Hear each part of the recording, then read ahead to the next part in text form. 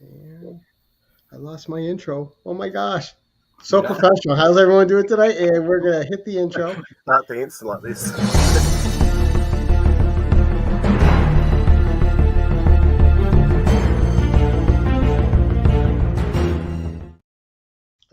Good evening, Keepers of the Cash. Gary B, the Casual Comic Guy here, and we are running a special tonight.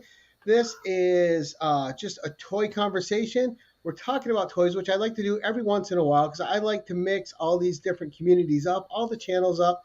And if you like comics, you like toys. If you like toys, you like comics. And if you like all that, then you like movies and cartoons as well. It all blends together beautifully.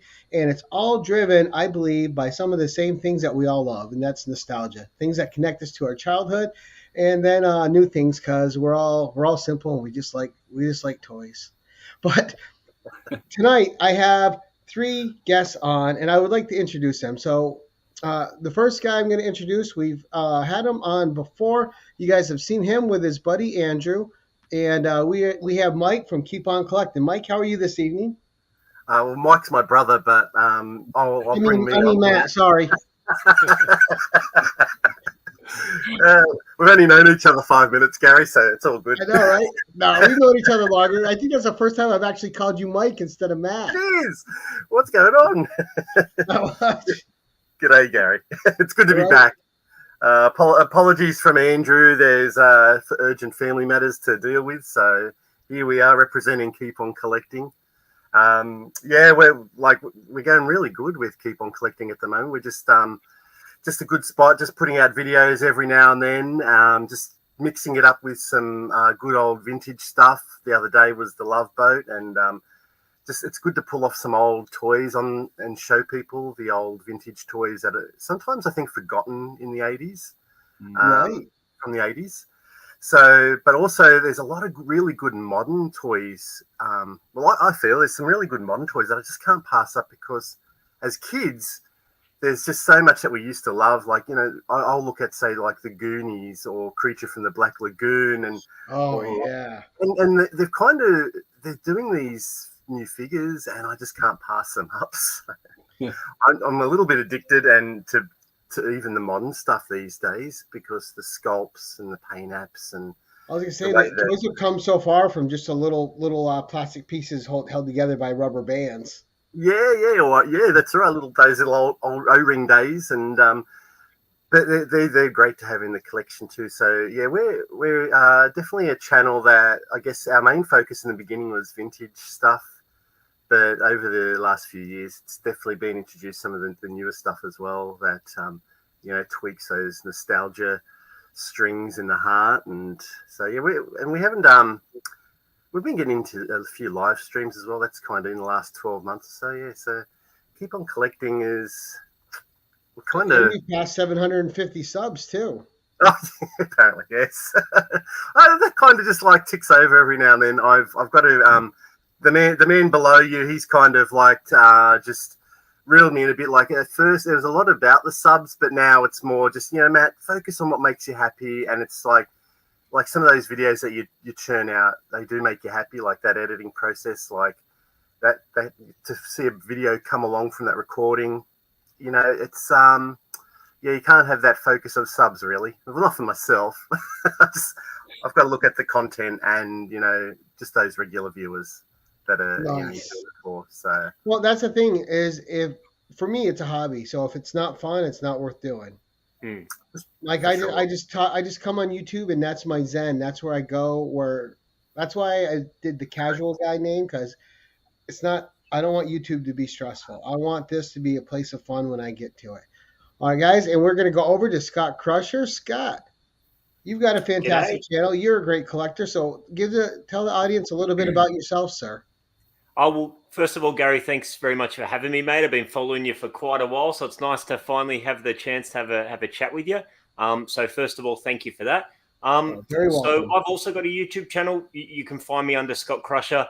I also share Matt's addiction, but unlike Matt and Andrew, my addiction's strictly vintage toys. So, I grew up in a period of time. I was born in 1984, so my childhood kind of caught the tail end of the 80s, but my more vivid childhood memories are in the first half of the 90s, whether it's action figure related, video game related.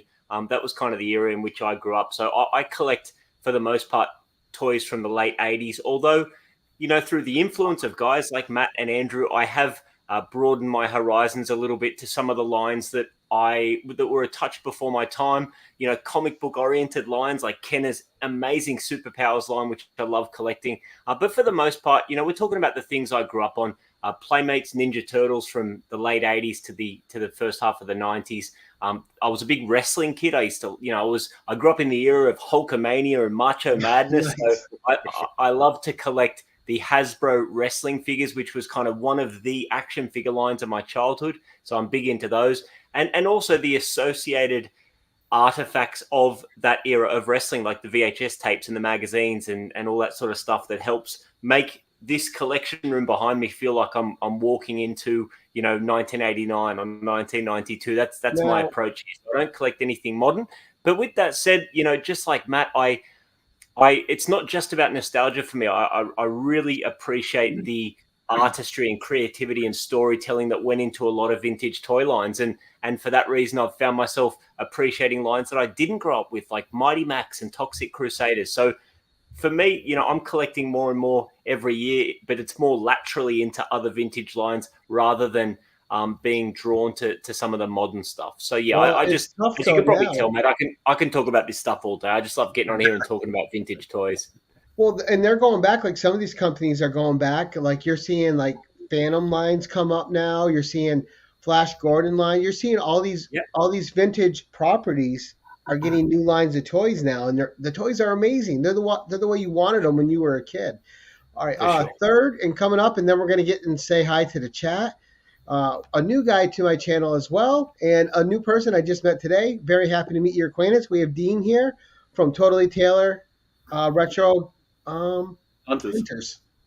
So thank you, Gary. Start with that. Thank you for having me on. So my addiction is a bit of everything, actually. There's the vintage collection, which is primarily the turtles. So 2 Detolf cabinets full of Teenage Mutant Ninja Turtle vintage figures. Mine branches into modern stuff as well, but there's also the other half of what I collect, which is the retro video games. So I do a lot of that. So Scott and Matt and Andrew, so I met them probably about 2 years ago now. I already had my sort of garage set up, as you can see it now, and I wanted it as a space that I could play my retro video games and also enjoy the space, but I never really had anyone to share that with besides family. So when I saw Scott and Matt, and I saw them at collector fairs and things like that, I sort of introduced myself, got to know them, and it sort of got into this live streaming world. So I'm primarily Instagram. So I've been doing that for over a year and a half now, and I'm setting up, just tasting everything in the YouTube world. So I was gonna say you can't know these two guys, and they can't be convincing you to migrate over to YouTube.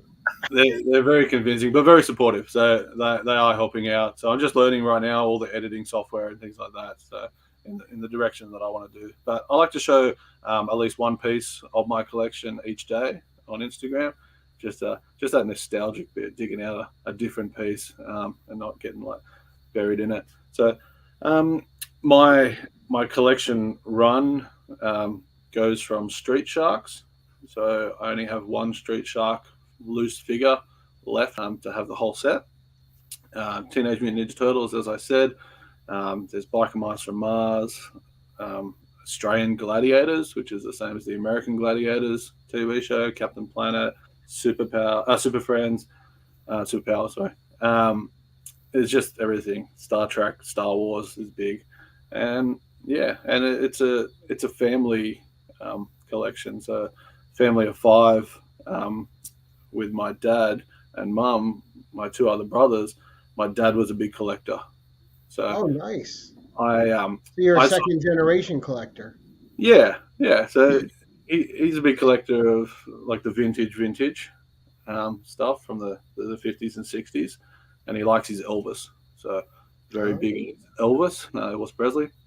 So out of the three siblings, I was the only one who really got the bug to have all this back. But the amazing thing about my collection is my dad, he kept it all. He put it all into tubs.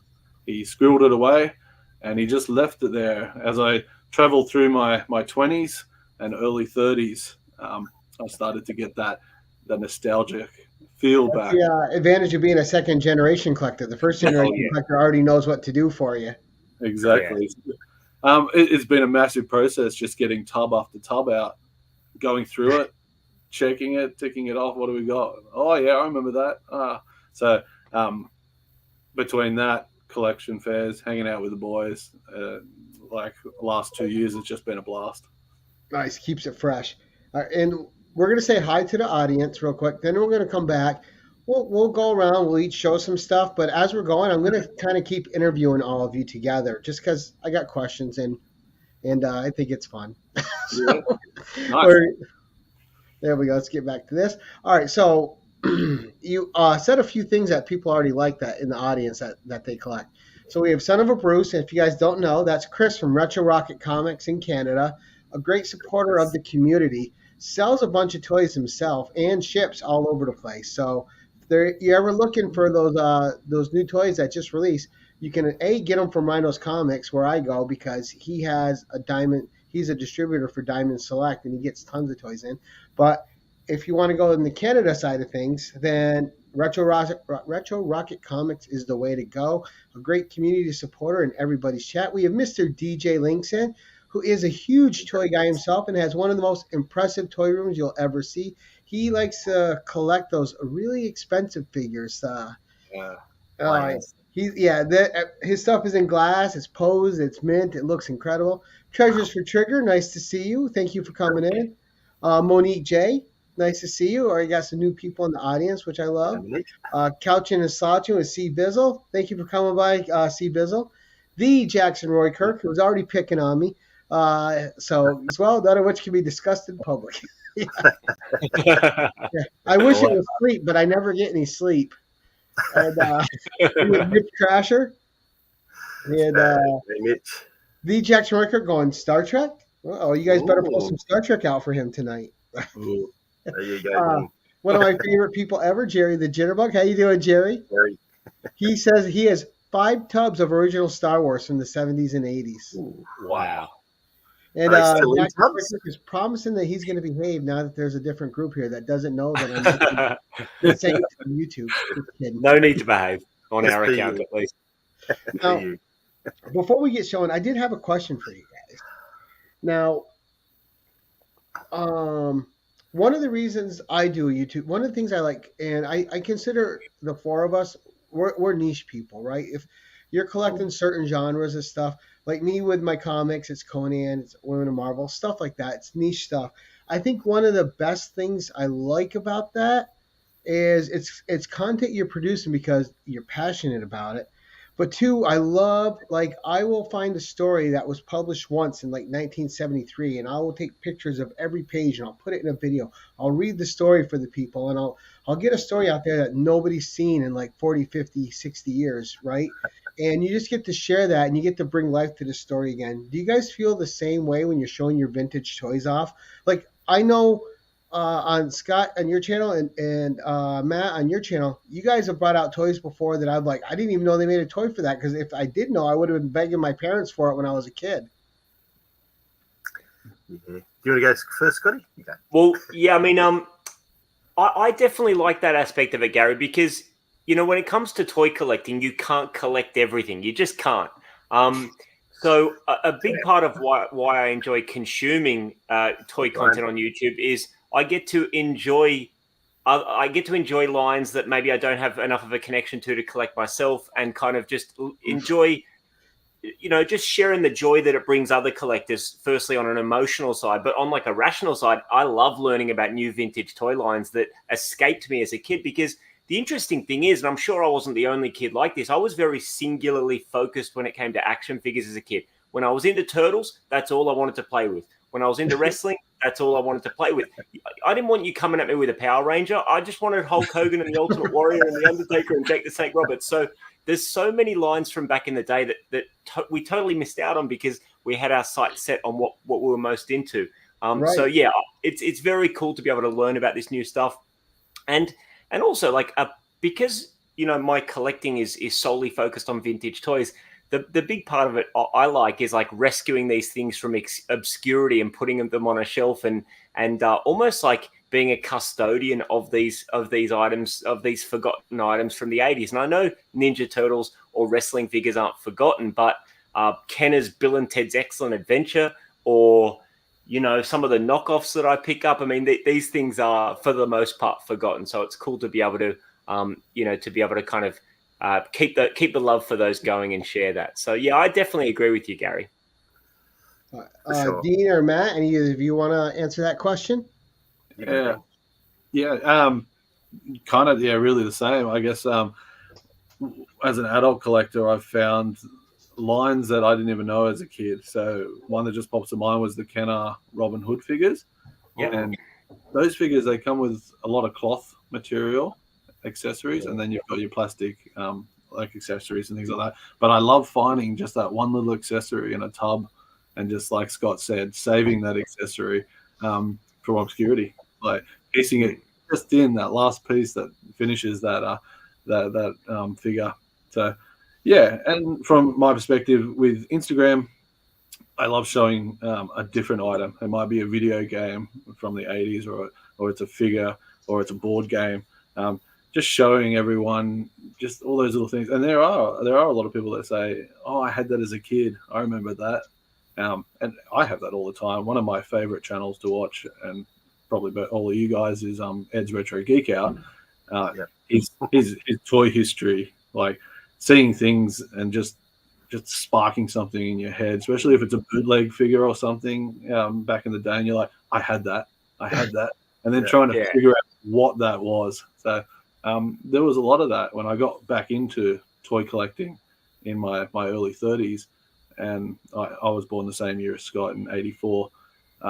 I remembered things, but I didn't know what they were. I started Googling the shape or the little thing that I could recall from that TV show or that figure line, until I eventually stumbled on it. I was like, yes, I did it.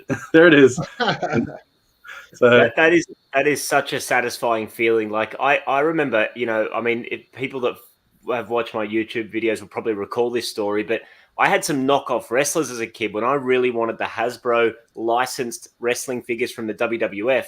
My parents got me these two knockoff wrestlers by, a pretty well-known knockoff or bootleg toy manufacturer called Soma. And the only thing I remembered about them were the cloth robes, because I stripped the cloth robes off and put them on my Hasbros. And that was and pretty much discarded the figures. And it wasn't until going down rabbit holes online and on YouTube that I finally managed to identify them.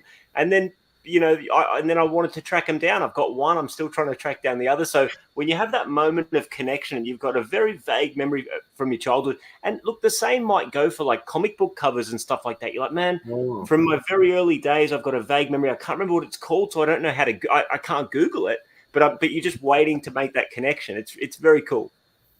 Yeah, it's funny you should say. I was going to say with Dean. Dean puts up these little challenges every now and then, and he'll put on Instagram. He'll just put in the chat a picture, and you go, "Can you help us with this?" So that is really cool. Like you just go, "Oh, that looks familiar. I think that could be a turtle," and you can just imagine us all going off.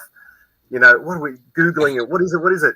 So there's that part of it, and with Scotty, like just talking about the comic books, like just recently, like probably the beginning of the year, I went through a phase with comic books, just trying to remember what I had, and there was a bunch of Captain America from the early '80s and some Spider-Man, and I just remember a Hawkeye series. There was a series of 4, and I loved trying like that. It was the last issue, and there was a whole scene around the death of Hawkeye, and it was just a whole game being played out by I can't even remember the bad guy, but I tracked it down, and tracking down all those comics that I had as a kid, like for some reason through the early '80s, I was into comic books. So and it wasn't very many, but I tracked them all down. And I've gone off a little bit off topic here, but you're fine. But I think for myself and Andrew, I think we're a little bit older than Dean and Scott. So I think maybe our collections go back sometimes a little bit further. Like I showed those Love Boat figures the other day, And I remember thinking about those figures, and there's a few others in the collection, say like the Lone Ranger, Legend of the Lone Ranger, MASH, and I don't think a lot of people show these figures. Sometimes they do get forgotten amongst the collection. You're kind of bringing in a lot of new modern stuff. You're focusing on some old stuff, but there's these toys that sit in your collection, and I go, you know what, like, I remember watching that show as a kid and just loving the guest stars coming onto this show. Right. And singing the song when it started.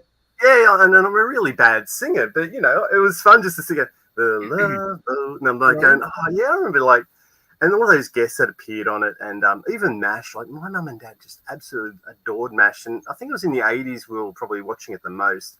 And that last episode, that Goodbye, Farewell, Amen episode was just massive. Like, it would have been as big as like the last episode of Seinfeld or Friends, right? Like modern era, and it was just massive back in the day. And I thought, gee, I've got all these figures here. Like, it'd be great to show people like these figures.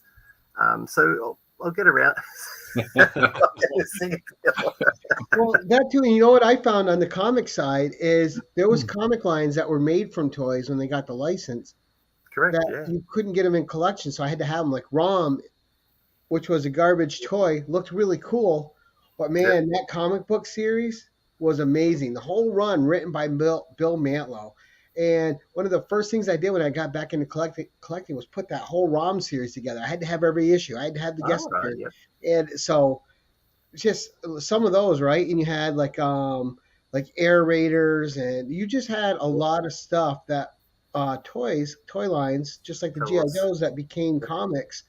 And then all of a sudden they made toys off the comics as well, which is fun. But that's great. Before we start showing, I'm gonna one more statement.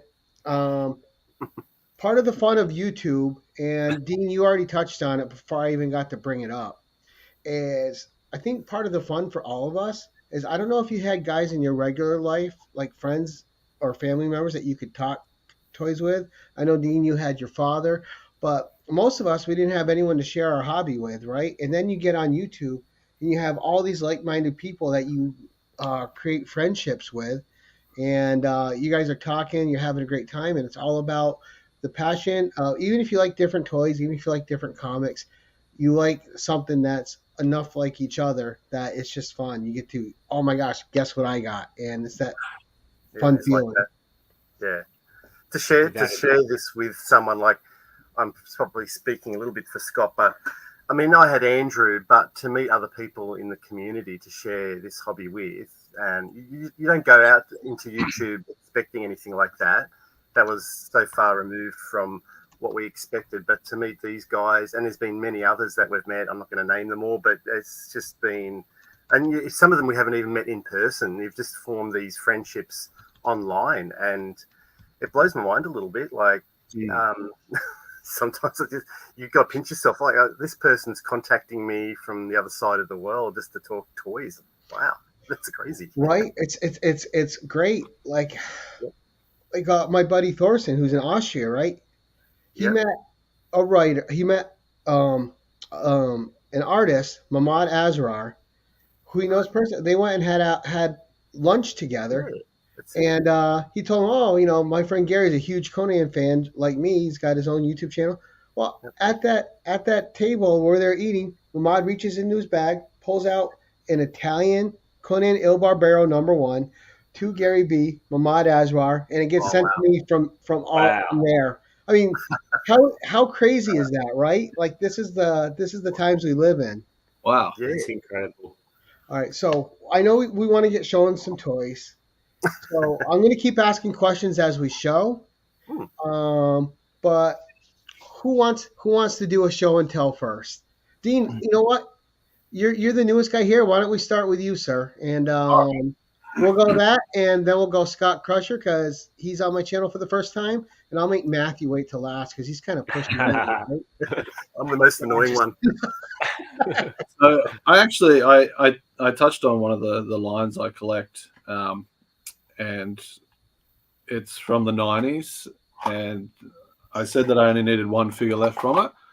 So what I've got is Street Sharks. So this was the last Street Shark pickup that I needed for the collection.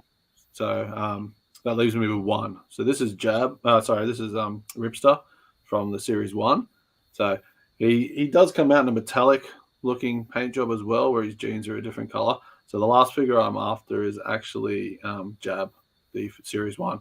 But along with that, they did bring out vehicles, and I was super pumped when I picked this up for a very sweet price. So this is the Shark Copter.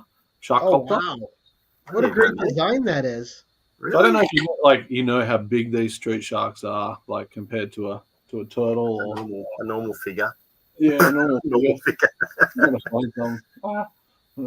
I think those should take on Scott Crusher's Hasbro wrestlers. Yeah. So your Playmates Dick Tracy, which is the same size, but they're really bulky. They're very chunky. Yeah. Mm. So 1995 Shark Copter. This thing is amazing. Look at that. Chomping action. It is missing its harpoon with its rope, but you just don't see these. And I think the big thing, I guess, for everyone watching that doesn't know, us three boys, is we're all from Australia. So, and toy hunting in Australia has its unique challenges. We don't get as much as the rest of the world gets. So, finding these things, and sometimes it's just you've just got to go to eBay. You've got no other choice. Yeah. We all astronomical shipping and just bite the bullet, huh? Yeah, we all go together and hang out at toy fairs and that, and like we get what we can, and we pick up what we all individually like. But I've been collecting now at toy fairs for 7-8 years, going pretty strong at them. I've never seen this there. And with that scale too, if you were a kid and you got that, it would blow your mind. You're like, look how big this toy is. It'd be like a whole thing for you. It was like when I was a kid and got the AT-AT for Christmas. I was like, holy cow.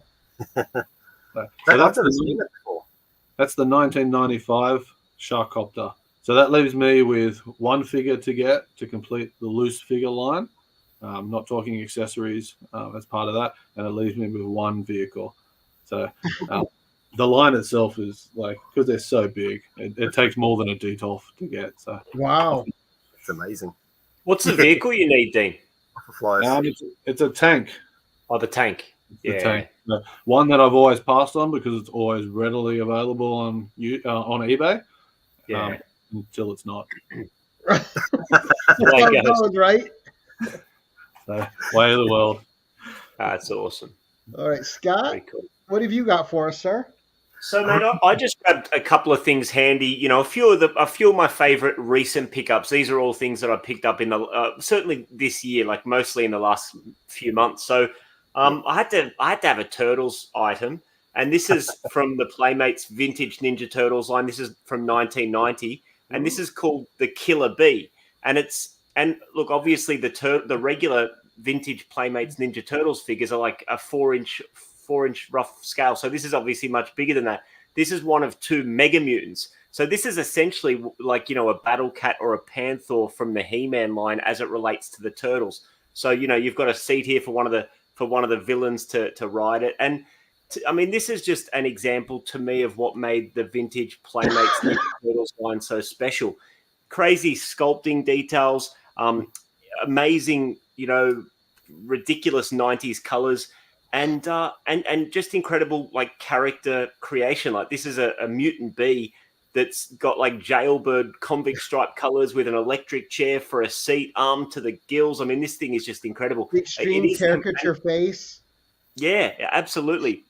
Obviously, the snarling face is very much, that kind of shows that it is a Turtles figure, because a lot of the vintage Playmates Turtles had these kind of snarling faces. And then, you've just got all the gross out features, like all the cuts and scars and ooze and translucent wings. I could just stare at this sort of stuff all day. It is complete. I've got all the little accessories tucked away for safekeeping.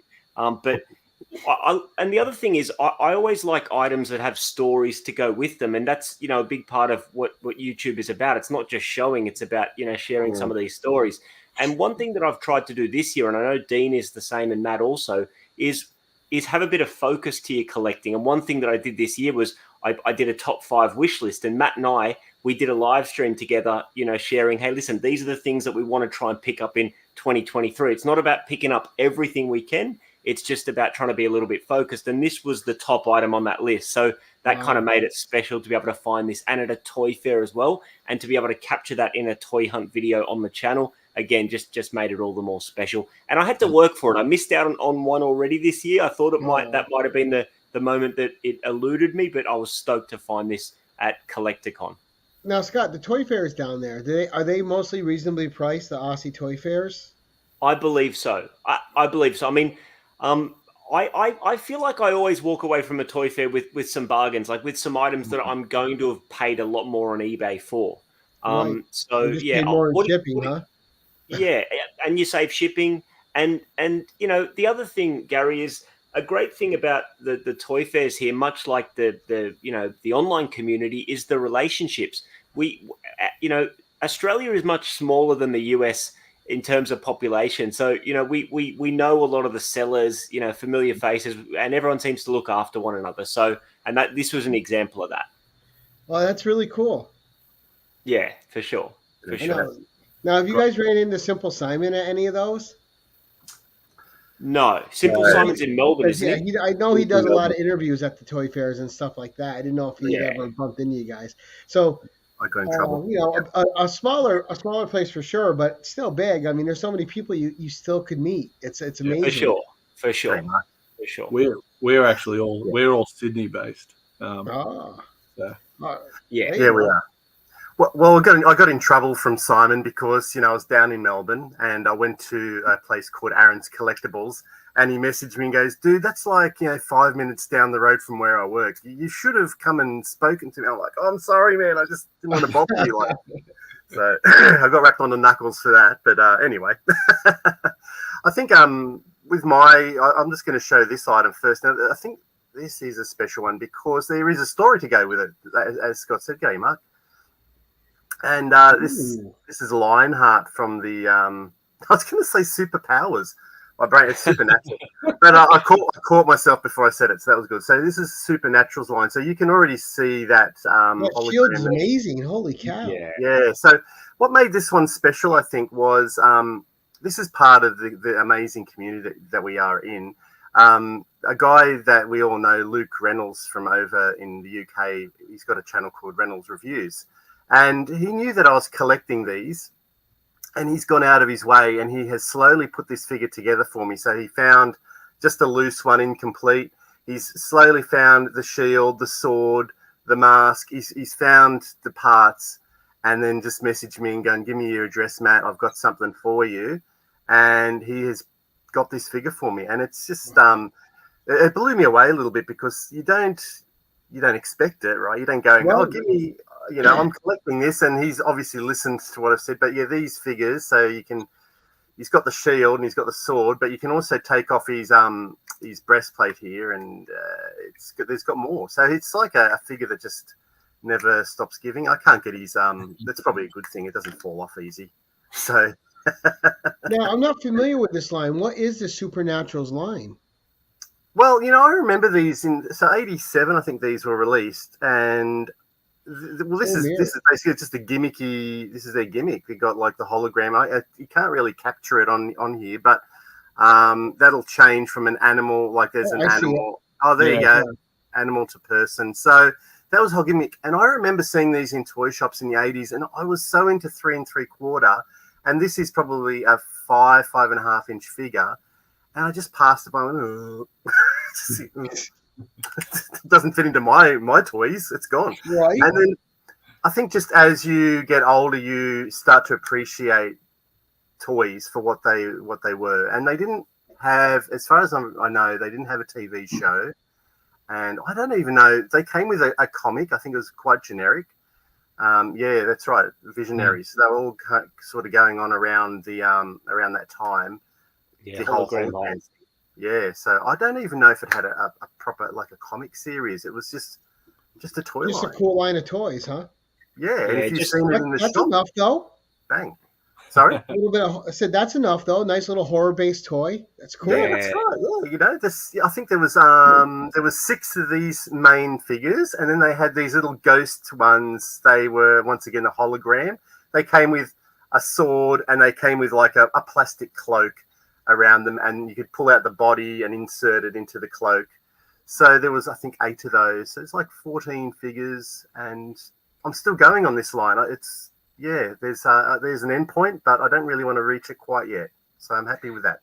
Nice. Yeah, I love that Supernaturals line, and it's really cool how all those larger figures, like you have with Lionheart, there are all different like archetypes. You know, you've got your classic knight, you've got your Native American, you've got your like Thor-like character, like a Viking. You know, you've got your Skullman. Like they're all they almost look like they would come in different stories, but they're all kind of cohesive. They display beautifully as well. Oh, absolutely, Scott. Yes, Scott understands. Well, you're into this line too, aren't you, Scott? You've got a few. I love it. Yeah, I love that line. Yeah, beautiful. Love it. Yeah, that shield is kick ass. Isn't it what? Like, it's loud and proud. And we're trying to find this one for you, weren't we, Scott? We went to Melbourne, or I went to Melbourne recently for work, and I popped into a toy shop, and we're trying to find. I know Snakebite. I need Snakebite, Lionheart, and I need the Skullman, Skull or whatever he's called. Yep, the names eluded me because I can't remember. It's terrible. Yeah, that is awesome. Yeah, Very that is fantastic. And they must be harder toys to keep in good shape because you have all those reflective surfaces that can scratch up on you. Correct. Yeah. Some of them don't work anymore. So it's good to get the ones that actually still do that. This one doesn't. It seems to be stuck on the beast mode, but. All right. All right. So for me tonight, I'm just going to show this real quick because we had talked about it before the show. That was the Super 7. Oh, okay. That's the Super 7. Yep. And the box art was just amazing on it. Oh, yeah, that artwork's incredible. Yeah. But the sculpt is amazing. So the Barry Windsor Smith Conan one. But that's not the Conan figure on the show tonight because we're talking about our community. So there was a Conan figure that I saw back in the day. And I was always going to buy it, and I never did. Mm-hmm. And then I regretted it because I could never find it again. And then, you find eBay. And then you go to eBay, and like the cheapest one I could find was $100. And I'm just like, I can't pay that. And then, as happens, just like you were saying, an AOK shows up on my doorstep. Yeah. And then I was, I didn't know what to send you. Hope this is good enough. Well, one, you don't have to send me anything. Just the fact that you thought about me, though. Wow, thank you so much.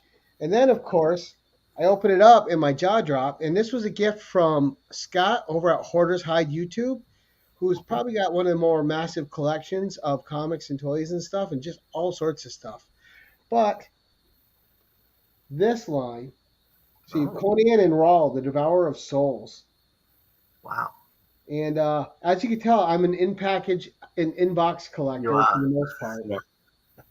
Like, I'll never take these out because I don't want anything to ever happen. If these get dirty, I'd probably cry a little bit. But just to me, now, not to say I don't take figures out because I do have them here. I just took out the new Red Sonya I bought. I took out the 112 Conan piece. I'm like, they're too good as backdrops on my channel to not have them. But this one, not only was it a gift and something I'd been looking for years and years and years, it just showed up from Scott Hoarders Hide. So it was a gift from the community, which adds that much more meaning to it. And, good karma. Lots of people banded together to get this for you, Gary? No, Scott sent it from his collection. Oh, okay, wow. Yeah, it just showed up. That, and he sent me another guilty pleasure that I really like. Is I like foreign language comics. And can I read them? No. Do I love them? Absolutely. But I can read them now because the Google Translate app lets you read things. You just put it on picture mode in the language, and it translates it for you instantly. Oh, cool. But, who made that? He sent that and a bunch of foreign language Conan books. So I was like super happy. Wow. Oh, that's very cool. But that was mine, and so who released that? Sorry, Gary. Huh? Sorry, who released that figure? Who made that? Oh, Was it a toy I company? want to say, let's see. That's something I never check. So it's got a lot of things on the back here, but this was legendary. All right, that's not it. That's It just all right. says legendary. I'm so failing as a toy guy right now. Look at me. Sorry about it. It's obviously Oh, something you've wanted for a long time. So I guess we're talking it must be 90s, is it? I Must be believe 90s. it is. I'm trying to see who exactly it is. Putting you under It has, pressure here. it's a Dynamic Forces AAA Pop Comics, 2000 AD. It's got this whole line here Okay. associated with it. So I don't know which one put that out. Dark Force. A lot of them. Wow. Right. Yeah. But it is I think it's the Dynamic Forces. Oh no, it says I don't know. I just know I like it. Oh, it's I'm sorry. Here it is. Marvel Toys. So this is when they're doing some of their own toys. Oh yeah. They did some wrestlers as well. WCW, TNA. Yeah, they did their own wrestlers back in the day too. Now that Scott Crusher made me fail as a human on YouTube, I got to retire. So I'm going to ask you guys that before we start round two is so do you guys keep anything in box or is everything like an out of box? Are you guys mostly in box, out of box, or just with vintage? It's just however you can find it. Yeah. What's that? With vintage, it's however you can find it. Yeah. I collect modern as well. So I collect the Star Wars retro figures. So I do keep them in box. So they go up on the wall. They display nicely with those old card backs from the 70s and 80s. But yeah, lots of loose figures. Yeah. Just a bit of everything, really. Yeah. I think I'd prefer loose. Just takes up less space at this stage of the collection. We're running out of space, so at a premium, so we just need those loose figures. But then there's a fine line between making it looks a bit cluttered. So yeah, but there's some stuff on in boxes as well. So yeah. But if you guys take them out of boxes, do you keep the boxes somewhere else or do you throw the boxes out? Yeah. For vintage, for sure, yeah, I definitely would keep the box or the card. But for modern stuff, I usually just get rid of it. I keep the card backs if I open something modern, but the bubble and all that, it takes up the room. I don't have my Star Trek to show because it's in 4 tubs in the garage, in the shed. So, only 4 tubs of Star Trek. Yeah, and only 4 tubs. And you know the Playmate Star Trek. There's a lot that's cheap, and there's a lot that's reproduced. So, I have stared at them and thought, do I open them? Do I just start cracking them open and get that enjoyment once a week? I know Matt just wants it all done, but yeah. So, but then it comes down to space again. Where do I put like 150, 200 loose figurines?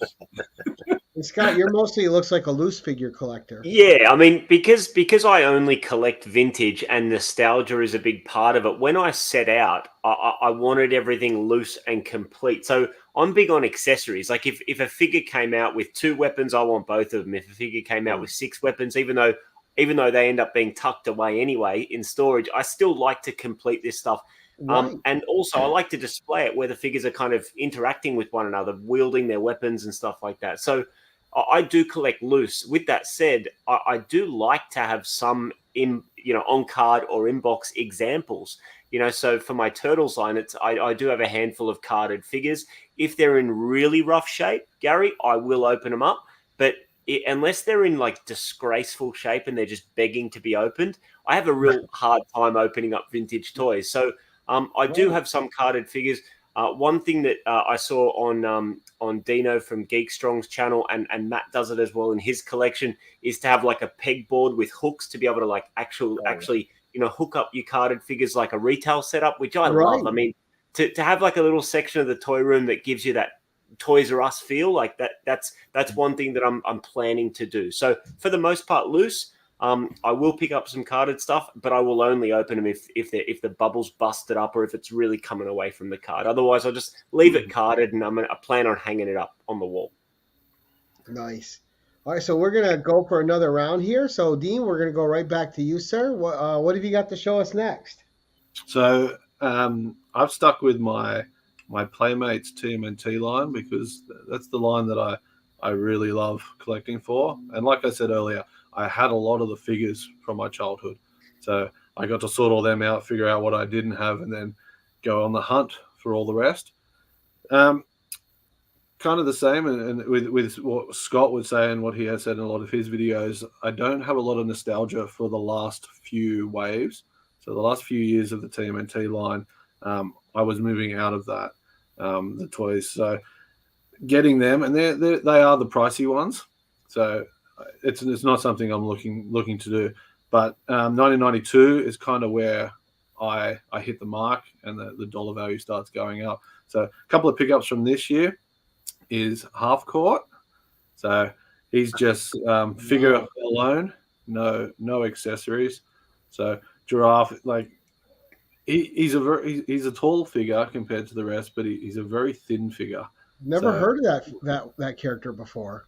No. Yeah, so you could say he's one of the sort of top tier figures of the 1992 line. I'm not talking like you're moving into the Scratch the Cat figure where you're looking at like stupid money, but yeah, he'll still put you back a little bit, especially if you wanted him complete. The other one I do have complete is Doc L. So I really figure that yeah, so I really love the sculpt on the elephant, like that, like witchcraft. The voodoo, yeah, the voodoo.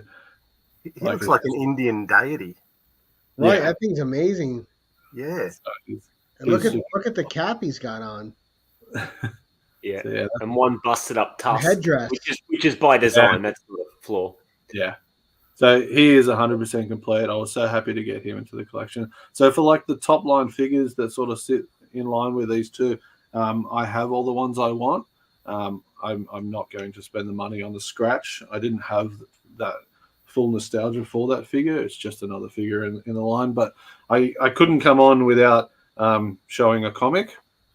So and this year, one of our Supernova, so Comic-Con conventions, we had Kevin Eastman there. So I got to meet Kevin Eastman. So this was my childhood Turtles #1. Oh, wow. Adventures.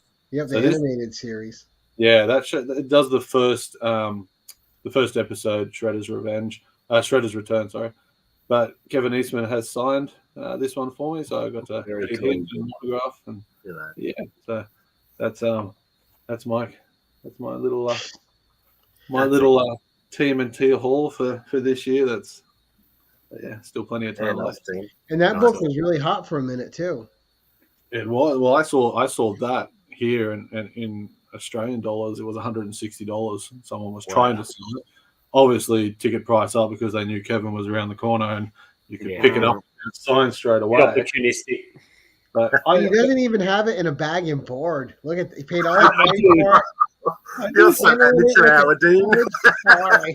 Oh, there it is. I took it out for glare. We have to admit, like sometimes I don't get the comic thing as well. Like people are like, oh, look at this, see, like, oh, and I'm like, do you open it, read it? Like, is that what a comic book is supposed to do? Read it, like. Well, everything I buy, I read.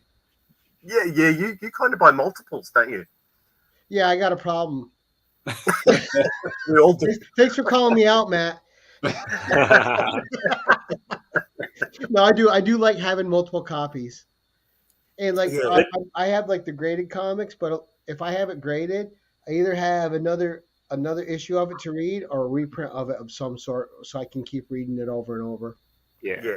But no, cool figure, Dean. All right, we'll circle back over here to Scott for his second one and see what he's got for us. Matt, what you said just then, though, is probably no different to a comic book collector saying, hang on, you bought this toy and you're going to leave it in box? Aren't they supposed to be posed and displayed? So, one thing that I say a lot, and look, I certainly didn't coin this expression. It's just common sense in my opinion. Is there's no right or wrong way to collect. You do it how it makes you happy. You collect what makes you happy in a way that makes you happy. So when I said it, those words left my lips. I thought straight away someone's going to pick me up on this and go about the toy thing. Like, and we get two as well, don't we? One in display and one to play with. It's like we're exactly I was having fun calling you a bully, so that's all.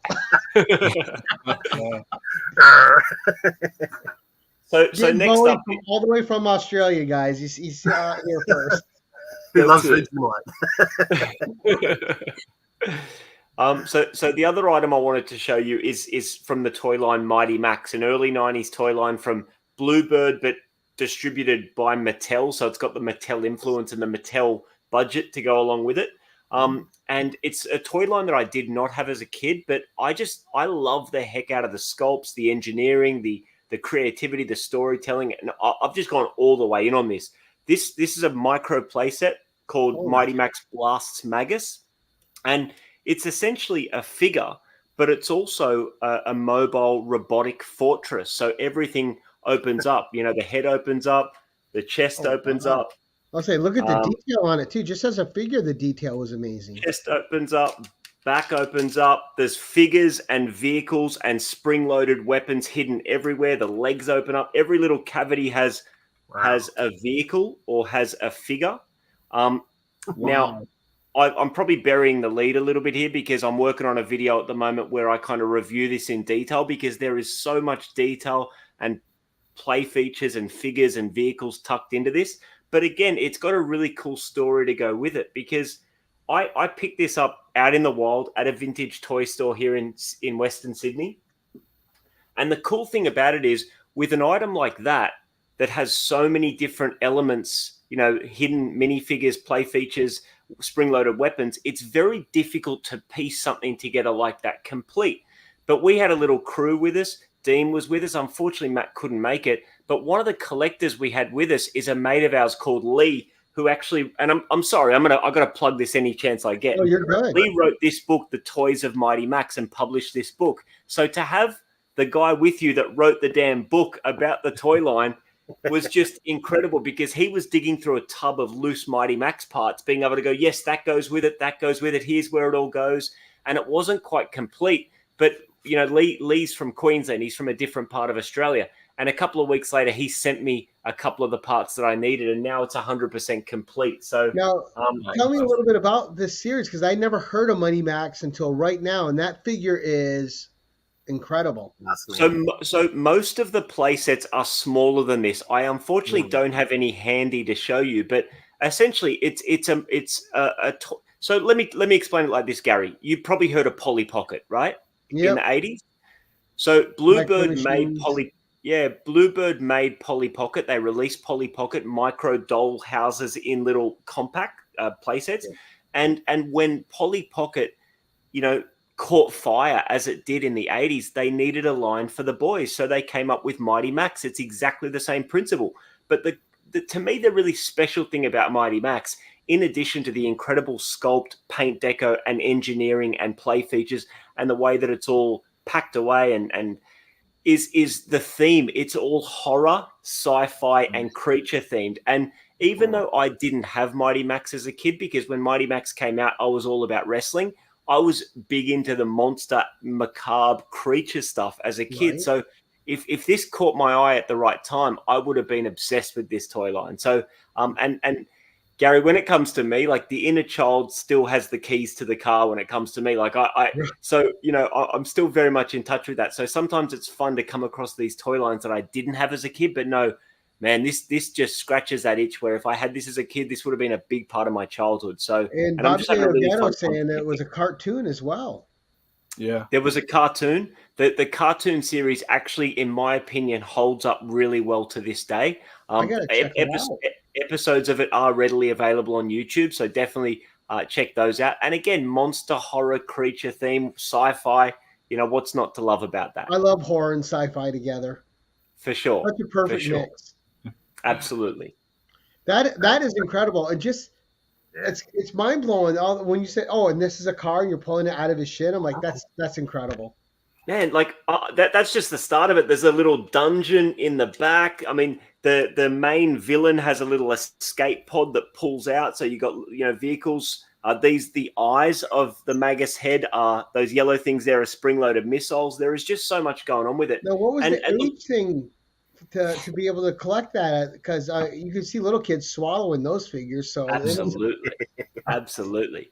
But it's interesting, Gary, because I even though I don't collect modern toys, I fully accept the fact that the way toys are designed and developed and sculpted and articulated these days, it does leave some of the vintage toys in the dust. But because I collect 90s, the 90s had some really creative, ingenious stuff that was coming out. So it's still fun to be able to enjoy that, you know?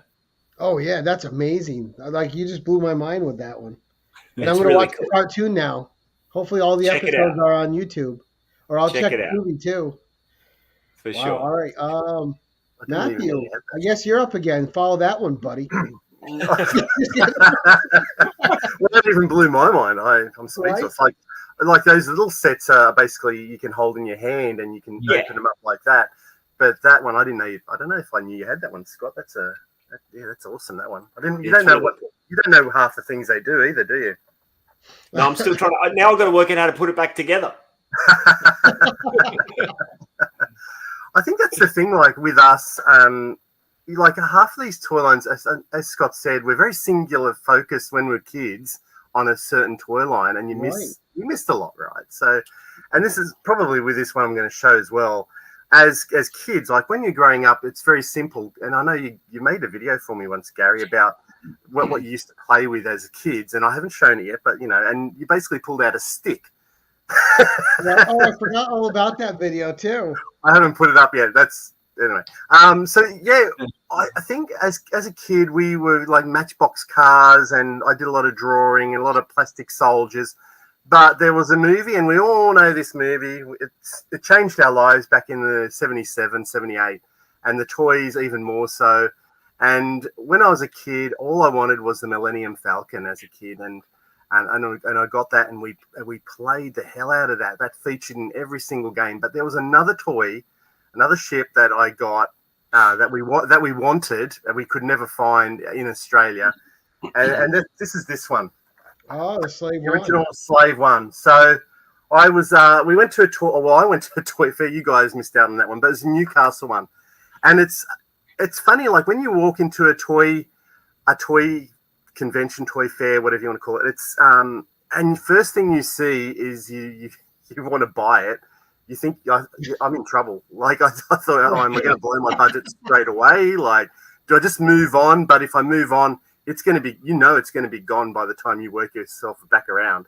So the price for this, like I had missed out on it probably a year early. I think good old Andrew, he snaffled one up really quick in Canberra, and it was complete, same as this one. So this probably a year later, I walked into the toy fair, and the guy had an amazing price on this, and he had a Boba Fett. Like there was a Boba Fett. It came with two stormtroopers, a couple of Bespin guards, and I just thought that price is probably half the price you'd pay for, if you've seen that on eBay or something like that. Right. So I don't really want to open it all up, but it's complete. So it's got the ramp here, and it's got Han Solo in there. I don't want to destroy it, and Oh, I have him in the carbonite.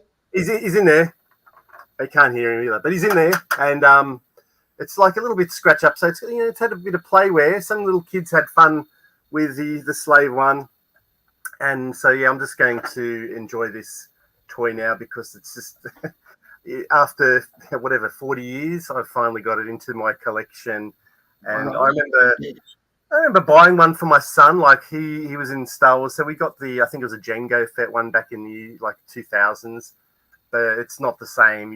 This is the original one. It's been played with by another child in the 80s growing up. So, and it's something I always wanted. Just those Star Wars toys were sole focus through those early 80s. Everything was 3 3/4. Everything was spaceships and, just flying around the bedroom and, creating that gameplay with spaceships. It's just, I think 3 3/4 will always be my favorite scale for a toy. It's what you grew up with, right? It's just, right. I mean, they can fit more into a 6-inch figure, the articulation and detail, but 3 3/4, it's kind of the thing to go for. It's a go-to for me. Oh, it's an iconic scale. Yeah, there you go. Oh, there you go. So that all opens up in there, so you can see. I don't know if you can see. There's Han. Yeah. A bit of light on the subject. There he is in the carbonite. He's frozen in there, getting taken away. That must have been a wonderful feeling. 40 years to reunite with that. Yeah, it was. It's you don't think you're gonna get one. Like you're looking online, and just go. It's out of the price range. I don't want to pay that much for it. So you know you got to buy it. You go, well, that's pretty much the budget gone for the toy fair, but well worth it. Was that on your focus list for this year, Matt? That you were? No, it was not. There you go. It was not. But it became one. I've taken a side trip. Found something new. Oh dear. No, that's cool. And you know, it's the same on this side too. Like I'm like, oh, I'll never have like my Conan one. It's too pricey of a book. And then when I got that, it was just like a whole week of holding it and not believing you have it, right? Correct. Yeah. And you walk into the toy room and you go, oh, that's the original, man. That's not the old. That's the 2000s version. That's the 80s version, man. Like, and you just go.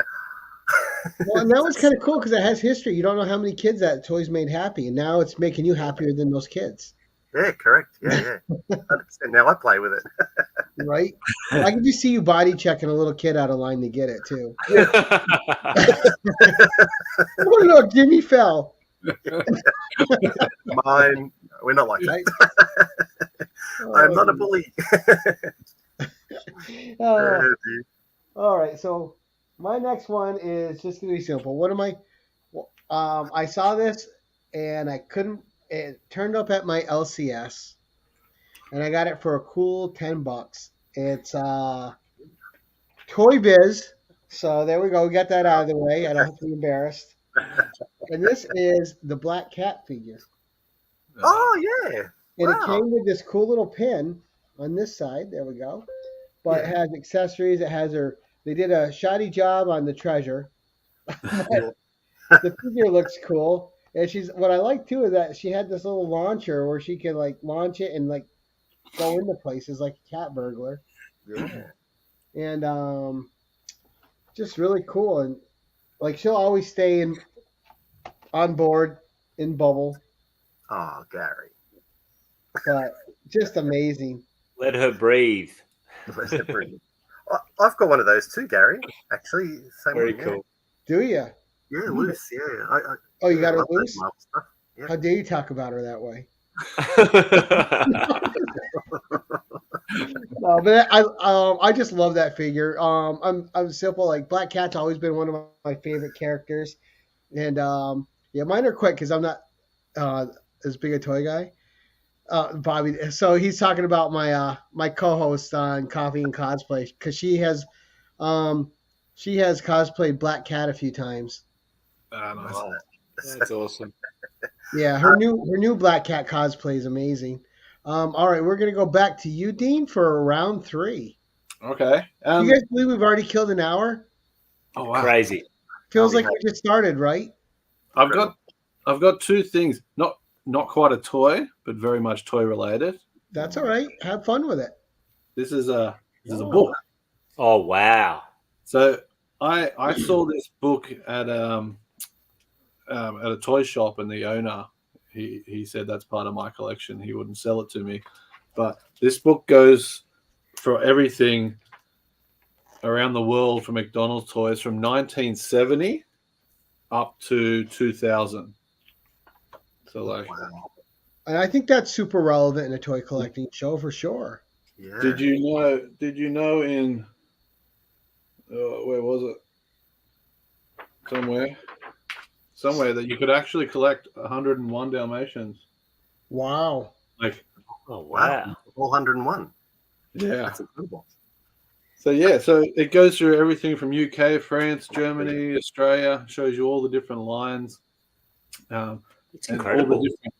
all the different packaging you got down the bottom. Yeah. Wow. Yeah. This has been just an absolute joy, just digging through page after page of. Right, just the nostalgia that must hit you alone when you're looking through it, right? Yeah. That's my favorite, DuckTales. That was a good page to pick up. Oh, yeah. That's a good one. That's what I'm going to show you. Just two things because that's just the book and it's not really a toy.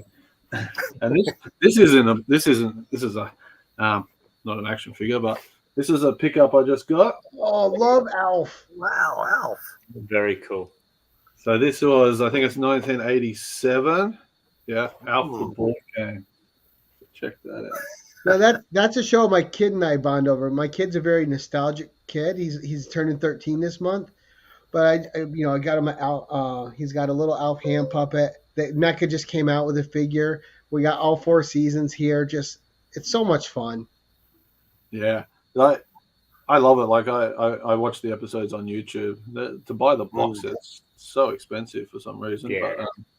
But that NECA one, I did look at that and I did think about it for a second. Yeah. Oh, it's a nice figure. Yeah, it's a beautiful figure for sure. So that's part of the collection. Like the collection doesn't just stay with figures and games. It moves. Now, have you played that game? Board games. I haven't played it. I've been through it, so it's all there. I think just one little bit of the cardboard characters is ripped. So. All right, so something that always made me mad. Whenever they put cardboard characters in, I was mad. I'm like, just give me a little plastic figure. Yeah. It doesn't have to move or anything, but I want a little plastic figure. There it is. Nice. You just go it's around the house. That's awesome. Throughout the house, and then you've got your little cardboard. But yeah, to Gary's point, an Alf figure would have been awesome. A little Alf figurine. Yeah. And then, of course, like all the instructions, and there's a whole box with, not much content, but. Right. We need a games right. mod. That's boys. incredible. Yeah, And that's we do indeed, Matt. We do indeed. A couple of these board games. You do indeed. So I like to pick up those games and even board games. You stumble across them at toy shows, and the nostalgia just hits you because you just remember that game. Oh, and yeah. For me, a lot of board games my father had. So he had his childhood board games that he grew up with. So we played them. So seeing them at toy shows now, and you're like, oh my god, you remember that thing? And it's already got some life behind it. So it's interesting though, because a lot of the games that we grew up with in the 80s and 90s, like Mousetrap and Operation and games like that, they existed way earlier than that. So some of those board games transcend generations. Massively. On my focus list was a game that my dad had. It was Crossbows and Catapults. I used to love that. Yeah. So he still set it up every time, and and you use the little blue or red pieces and just shoot them. We used to get annoyed with that, so we just get marbles and we just throw marbles at them and just demolish it. But I remember begging for that game. Yeah, you can get that game now, like reproduction of those games in store, but the plastic on them is it's horrible. So I'm on the hunt for the original if I can get it. Finding it complete would be a very big challenge, and eBay you're talking $300-400 for it because there's so many small parts. Right. So, but it's something on the list. I'm not going for it, but if I stumble across it, like Matt's request, like your spaceship, your Slave One, like spaceship. Yep. You see, now you just gave me one of those moments you guys were talking about earlier when all of a sudden you're connected to something. I'm like, oh my gosh, crossbows and catapults. I completely forgot about that altogether. Yeah. That's a big, big in the time, wasn't it? Like, actually, I'm going to ask my brother. He kept all our board games from when we were kids, and he popped out Hero Quest, a few months back. Yeah. And I wonder if he's still got crossbows and catapults. I know my dad still has the one we played with. So if you get yours, wow. Do you have this one, Dean? I didn't know they made a Mad Game. Do you have the Mad Game? Yeah. No, I don't have the Mad Game. I have it. I've seen it. Yeah. A few other games that I have is like, did you guys? You did have the Nightmare, the VHS Nightmare board game. Oh yeah, I remember that. Yeah, that was Forbidden Bridge. I don't know if you had that. It was kind of an Indiana Jones style. No, I never heard of that one. It's two towers with a bridge across like the ravine of the gorge, and you had to get your little character across, but it would shake. It would shake the characters off, and that sounds so much fun. Yeah, it's great, and a whole bunch of games like that. Goosebumps, I've got a lot of Star Wars, Star Trek, all those sort of games. A game that I'm looking to add to my collection. Dean, did you ever have Rattle Me Bones? I know I didn't have it, but I played it. Definitely a cool one. For sure. Can you get my hands on that? Yeah. Since you're talking, Scott. All righty. So I've just got one more thing to show you, and it's not a toy, but it's most definitely toy related. It's pretty much any any action figure line in the 80s or 90s worth its salt had a collector's case. And this is a collector's case for a toy line that I really love collecting, a very small toy line like Tonka Supernaturals that, you know, a lot of people won't know about, but it's a line that Matt from Keep On Collecting got me on board, and I'm loving it. It's one of my favorites. And I got this collector's case, and it's Skeleton Warriors. Oh, okay. Now, once again, this it has a story to it. So at the last CollectorCon that we were at, someone who watches my videos, who I enjoyed chatting with on Instagram and in the comments, he surprised me with this. He pulled up on me and had this for me. And so, you know, it's and look, the item on its own merits is incredible. The artwork. I was going to say the art on that's incredible. Skeleton Warriors is just such a really wicked toy line with, you know, sci-fi skeletons and, you know, futuristic kind of, you know, Fantastic medieval futuristic idea. warriors. Just love it. And this is one of those old school collector's cases that have the, you know, the tray inside where you stow all your figures. Oh, wow. Yeah, And it's in beautiful condition. And, you know, between the item itself and the story, this is one of my favorite items from the year, you know, from 2023 so far. And I've never seen it before. I've never seen it online. And it looks in great shape. Like, it's not scratched up or anything. Beautiful shape. So, yeah, big shout out to Abdul. I really appreciate this, mate. So, yeah, love it. Love Skeleton Warriors. And now I've got a collector's case to display behind it. Yeah, that's a lovely gift. That was very thoughtful. Now, very much so. Do you have the whole Skeleton Warriors line of toys too, or? So the line is actually pretty small, and it's one of those lines where the villains, the skeletons, are so much cooler than the good guys, the humans. So there's 3 humans, and there's, I want to say, maybe 6 skeletons or 5 skeletons. There you go. There's one of them. It's a raccoon. Can we make Matt big? Oh, you don't have Get a load of that. That's just part of them. Yeah. So the way the skeletons are sculpted and then like dry brushed and made to look really old, and then there's a lot of vac metal parts, the spring loaded weapons. It's just so cool. That is really cool. Yeah. And it's another Playmates line. So the same company that brought us Ninja Turtles and Toxic Crusaders and Dick Tracy. So, you know, it's a small toy line. We're talking about maybe 8 to 10 figures total. I just need 2 more. Jerry, thank you, brother. I appreciate that. I'll check out your channel as well. Yeah, collector's case to display behind it, because the thing with Skeleton Warriors, there was no play sets. So there was nothing kind of big to display behind the figures. So now I've got that beautiful collector's case. But I mean, how as a kid would that not capture your imagination with the horror and skeletons, especially if you grew up in the Ray Bradbury movie era? Yeah. You know, like Jason and the Argonauts and just all those. I mean, holy cow. Oh yeah, Jason and the Argonauts, and the figures are all different. Like you've got Oracula with all the different arms, but then you have Dr. Cyborn, who's like a mad scientist skeleton. So he's got all these cybernetic robotic parts with the skeletal structure, and it's just, oh man, it blows my mind. And it blows my mind that like this was created in 1994. Like whoever sculpted those figures, I want to find out who it is and like go and give them a standing ovation, because they absolutely killed it. Yeah, they put love into it. Oh, yeah. Without a doubt. And Gary, this is the thing that blows my mind about things like Mighty Max. Like kids would have lost the parts and not given them too much thought. Then you got me. I'm pushing 40, and I just like can stare at this stuff all day. So the effort that went into this, considering they just got smashed to bits by kids, is right incredible. Passion. Well, especially when you showed me the Mighty Max, I'm like, man, that's got to be a tough line to collect, because how do you get every little part? Yeah, absolutely. And then Gary, I collect crash dummies, and they were literally designed to be smashed up to bits. So as a collector, it's hard work to find intact examples. You got to put the effort in. For sure. I see some TMNT and Real Ghostbusters. Anyone have Battle Beast? I do. Yeah, Matt's got some Battle Beasts. I do over there, yeah. I've got I can't get them. I've got that book as well. Andy has that Andy Comics, Toys and Comics from the UK. He did a book as well, and it's this very thorough reference guide of the 3 series and the vehicles, some knockoffs.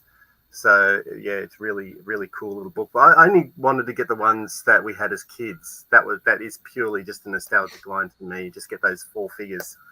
Now, Matt, before we get to you, I'm going to jump in line because I want the last thing shown something from real toy collectors that has a story, not me going, I got this for 30 seconds.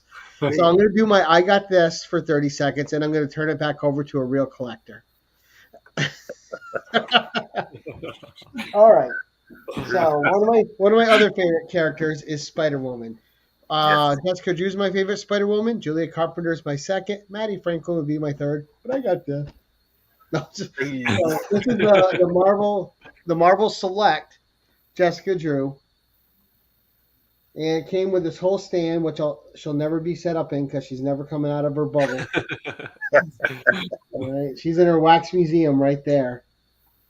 But again, and a great comic that I love because I have the whole Spider-Woman run.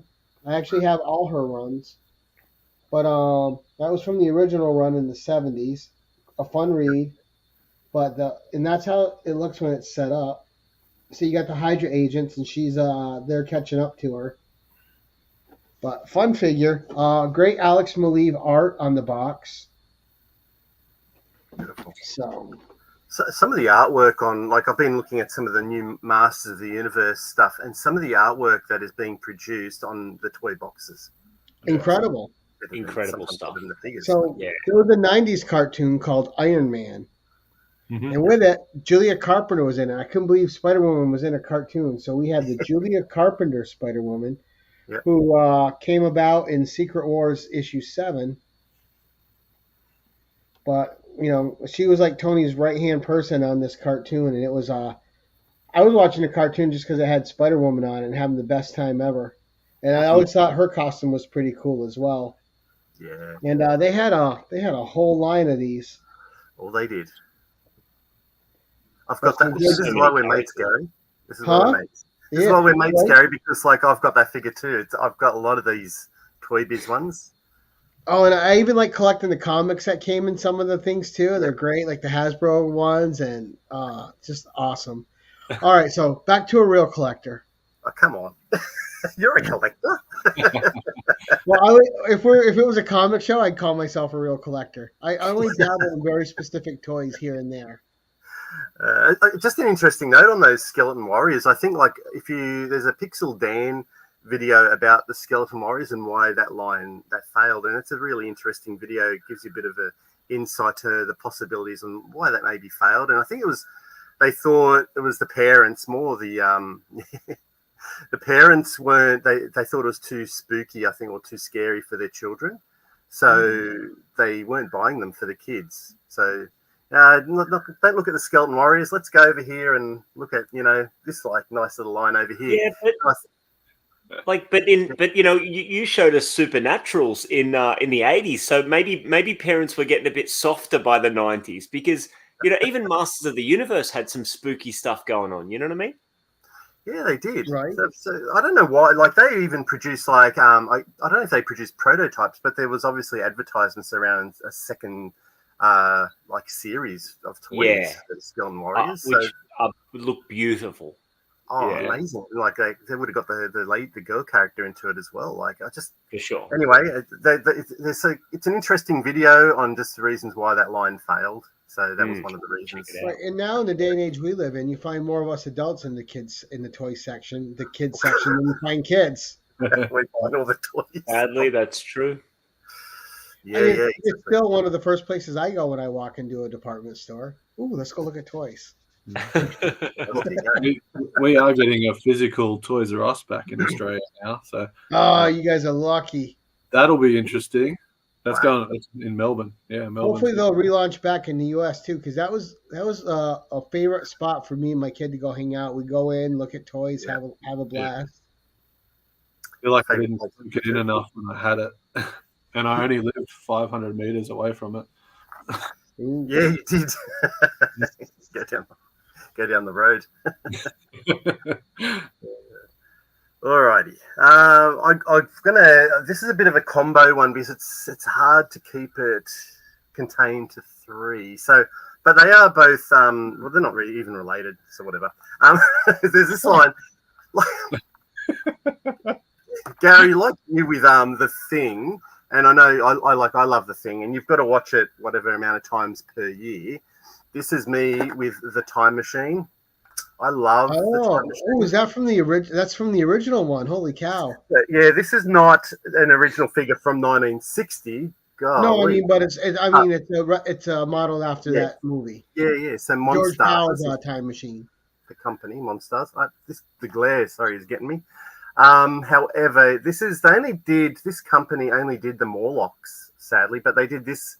I guess this is the one you see from the movie, and they've done a glow one as well. So, but yeah, it's not quite 3 3/4. It's apparently just under 4 inches.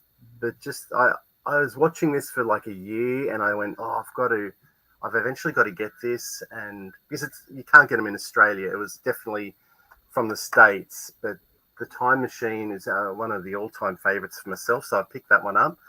And this one recently, I found it on UK eBay, and once again, I'm going to throw it out to Luke Reynolds from Reynolds Reviews. I touched base and said, can you pick up? Now, this is called the Kraken. He's incomplete. He came with a net and it's like a trident, I think. But I've seen this figure, and as soon as I seen this figure, I didn't know it existed, and I went, I've got to get this figure. Like, sometimes I think as adults, we look at some of these. This is a bit of a Scott line.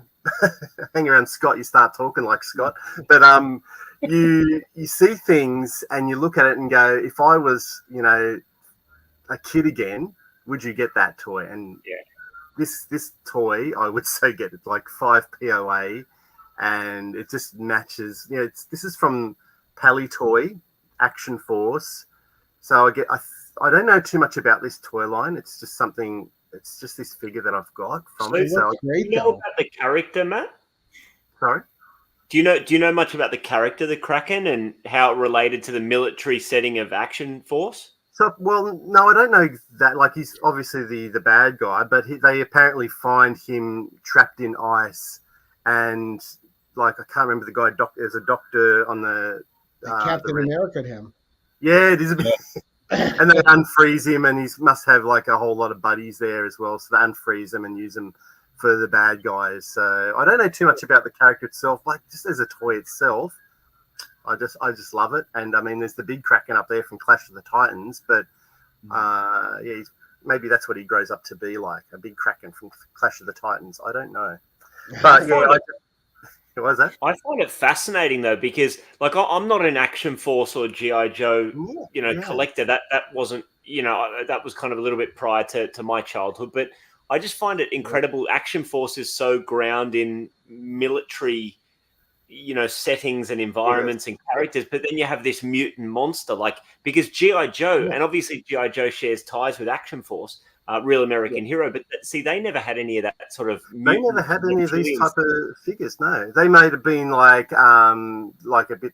They might have robotic parts replacing limbs, but they never had a pure creature like this. So not human. Fascinating. I just want to show one more thing, and then I'll be done. But this one, I found this year, and I had to get it, and that's the Jada Universal Monsters. You were trying to press me to get that. Scott. Absolutely gorgeous. I haven't opened it yet, but I wanted to do a video on this. It's a glow in the dark figure. I've got a bunch of. I was just going to ask because of the way it looked. I'm like, is that glow in the dark? It is, yeah. Sweet. And I still watch that movie to this day. I love that. I can't believe they haven't redone it a bunch of times. It's such a good movie. Gary, you don't want them to redo it though. I don't think they would do it right. Not right at this point in time. I think it's a great movie to redo, but I just don't think the time is right with the way things are. And then when I watch it, like now, I'm like, how did that dude stay underwater in that suit so long? And I know. And the cinematography for that time to have it so clear underwater was so good. Yeah. It's a movie that you can watch today quite easily. Like the second movie, not so good, but it's still fun. Just the first one. Some of these 50s movies you can easily watch, and then they made sequels to them, and they're just you can't really watch. But no, it's good. Like what was the other Them? Do you remember Them? Oh about yeah, the giant ants. Like I Giant rewatched ants. that recently, and the puppets, I guess the ant puppets or the models they built, like those full scale, they almost blows your mind. Like what they can do. They put their mind to it. Those puppeteers and the model makers. And the Back in most recent classic horror one I watched, black and white, was Attack of the Killer Shrews. Oh yes,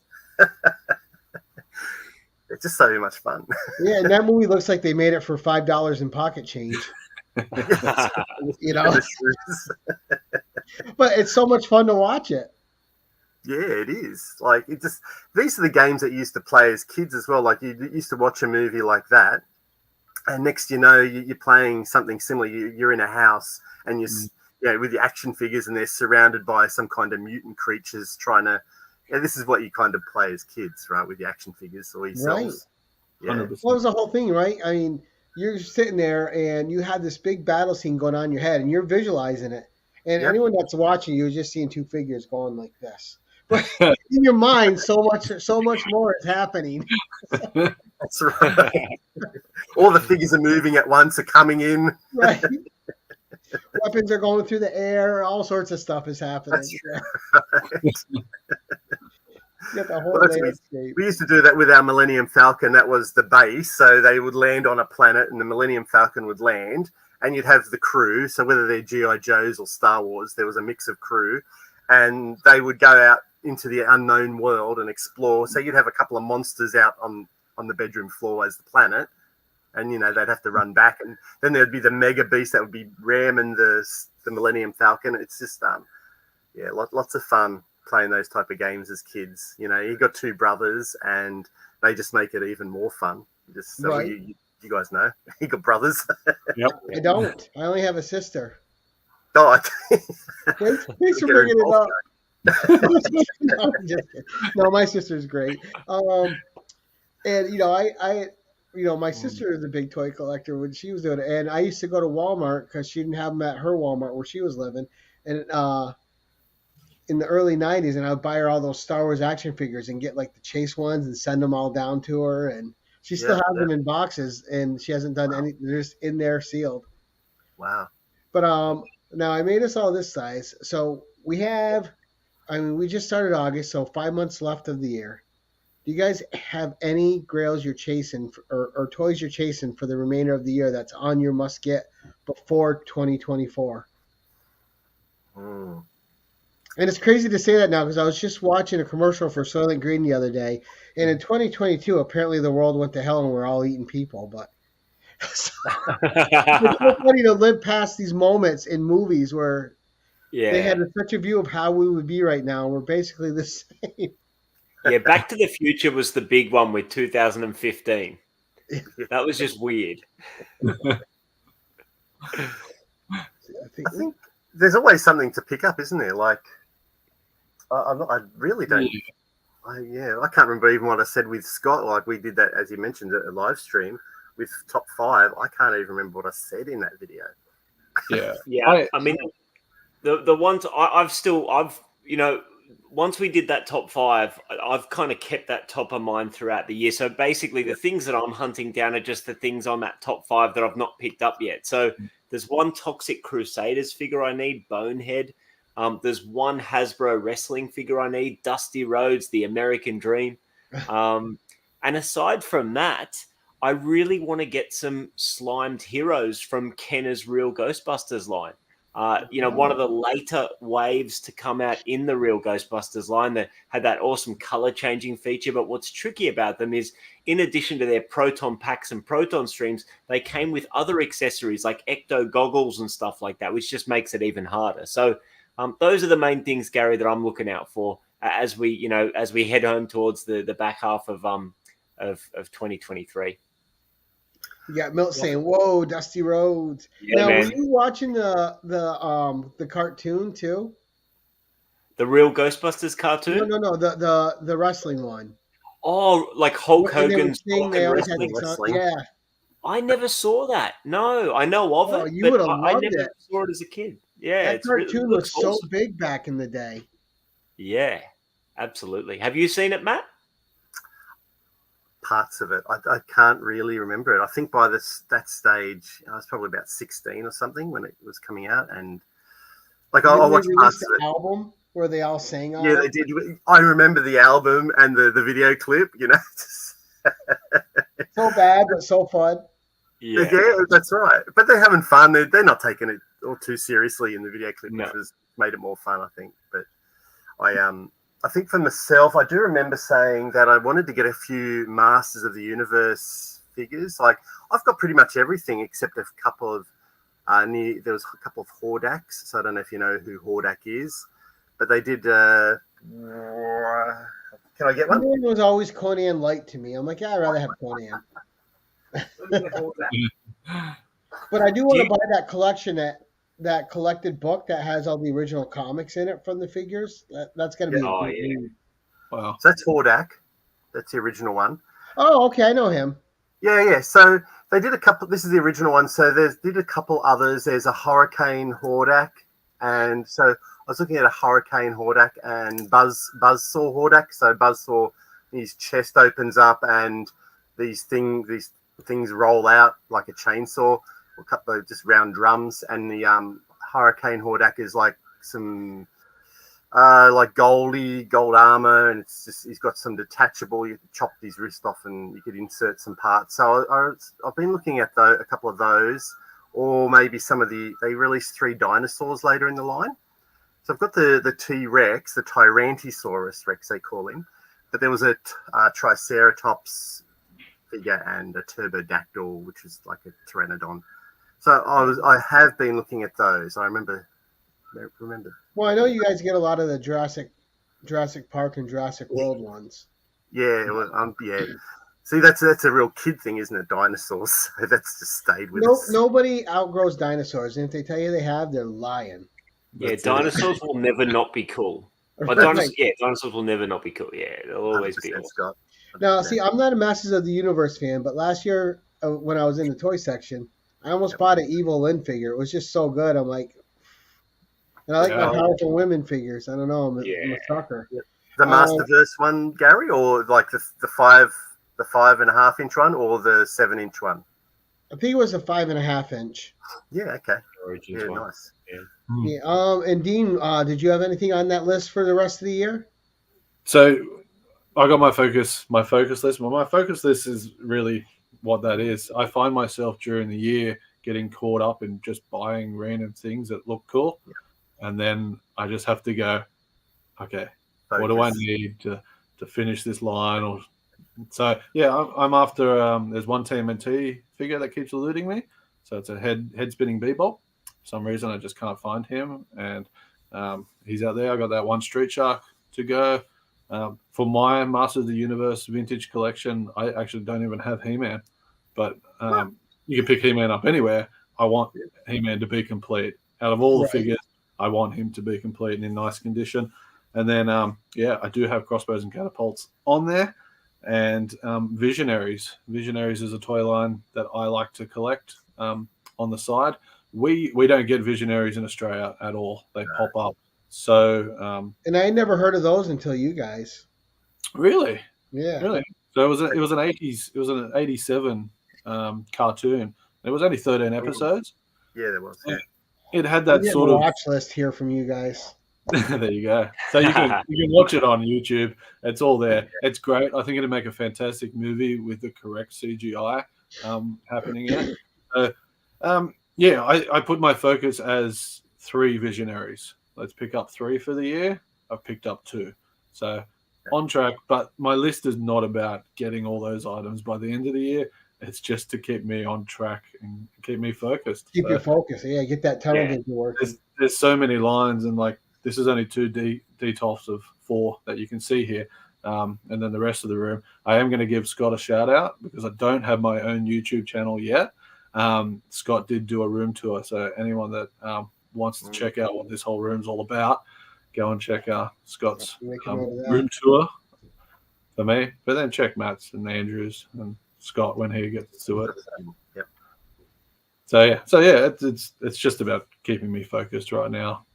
That's a good My Grail item that I want, because last year my Grail item I wanted was the TMNT Technodrome. big piece of the collection. My wife actually organized through these boys and getting a bit of assistance with them and finding the right one. I got that Christmas morning, so that was like massive nostalgia hit and opening up a 19. What year was it? 90.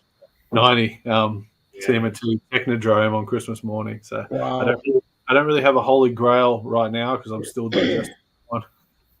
Now, you're a TMNT collector, and throughout this whole episode, you've neglected to say who your favorite turtle is. So you got to get it out there. My one's Raphael for sure. I was always Wrong answer again. I was always I vote Raph as well. What about you, Matt? No, Mikey for sure. Gary? Donatello. Donnie? not Okay. a lot of people say Donnie. Yeah. And I would read them when it was still like with Mirage. I like the serious turtles, but Donatello is always my favorite. Yeah. Do you like the glasses? I don't know if I'm chilling with the whole glasses look they've got him in the new movie coming out. I don't know. The animation style of the new movie doesn't really catch me. Yeah, okay. Mhm. Fair enough. No, me either. But I I think like that each one feels the pressure to make their turtle movie look different from the last turtle movie, and they just have to innovate it in whatever way they can set themselves apart. But I'll still always like the classic guys in rubber suits. Yeah. Yeah. 100%. yeah. Nothing will ever beat that. But I do like the animation because it's not an animation I've seen anywhere else. Oh, the animation's great. It's just, but Mm. I mean, some of the character designs of the turtles, like the Coke glasses, yeah, it's just, Yeah. just Mikey's the got blue a ribbon's funny look enough. about him. Does he? What's that? Oh, Michelangelo's also got a bit of a funny look about him in the new one too. But I mean, at the end of the day, like I look forward to seeing the new film, but my main hope for it is that it captures the imagination of kids, and keeps the property going. And now, yeah, and for me, having said that, like I wasn't real keen on when I was watching Into the Spider-Verse 2 trailers. I'm like, eh. Mm. And then I took my kid to see it, and man, I love that movie. Like Yeah, as soon as I went in there, everything that I was like had apprehensions of melted away, and I loved every second of it. that was another one that got me with the animation. With the trailer, I didn't like the animation, and then when you watch the movie, it's a fantastic movie. Right. You forget about the animation, really.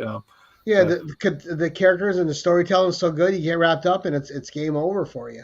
Yeah, I want the movie to do good, just so Turtles do good, and we don't have Yeah. to wait another 6-7 years for someone else to reinvent it. I want it to like re-energize. So I have heard that they're planning a second movie, and at least I didn't even mind the 2 live action ones that had Megan Fox in them. I didn't mind.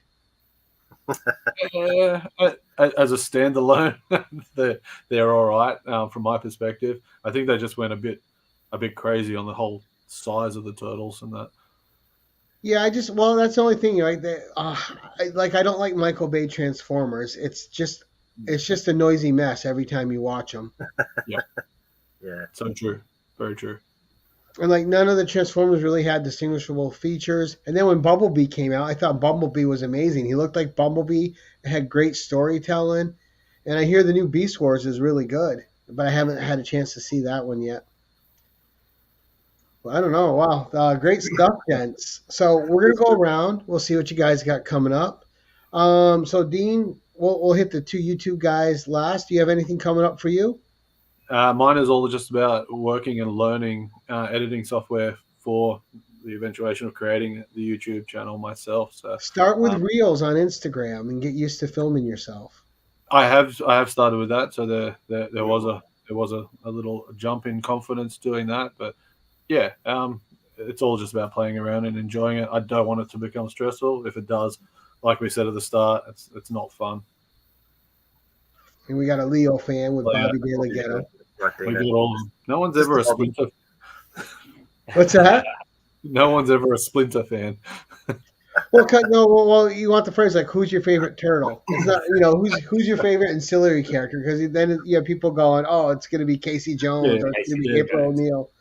Splinter's got all the wisdom, right? Matthew, what's coming up for you, sir?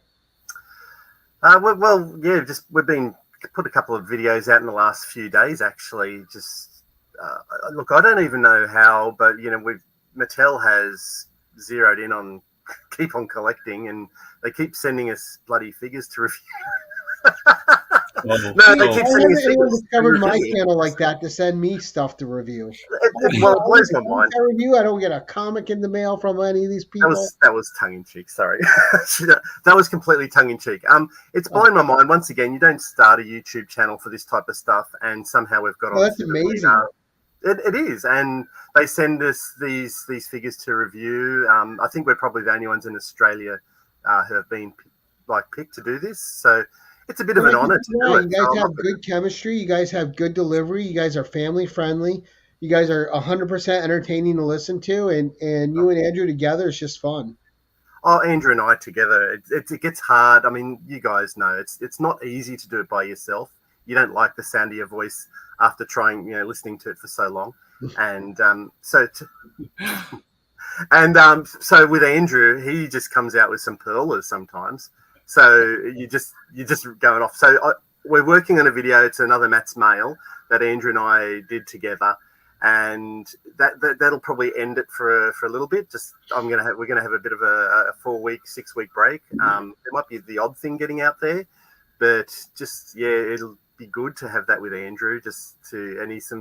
As usual, some perlers come out in it, and you just laugh and shake your head. But it's some fun stuff. And sometimes just doing this stuff, even though it might be a grind, when you're done with it, it adds happiness to your life if you're doing it right. And you're like, oh my gosh, I didn't know I really needed to do this tonight. I'm so glad I did. But now you were talking earlier about the videos you had everyone make. Are you actually going to do anything with those like you had planned, or? Do you know, Gary, that kind of got side. There was just stuff happening at the time. So, but there was yourself and there was a couple other guys that sent videos. And what a waste. I don't want to waste these videos. So I just thought recently when I get back for later in the year, life is more important when it happens, bud. Yeah, it does. But I don't want to waste it. I was going to get a couple of more people to give me some vids, and we'll do some more playtime memories. So, nice. Yeah, so yours will be in there, Gary, for sure. I'm not worried about mine one bit. I don't care if you deleted it, scrapped it. It doesn't matter. No. It's just fun to watch you guys. Yeah, what's coming up for you, buddy?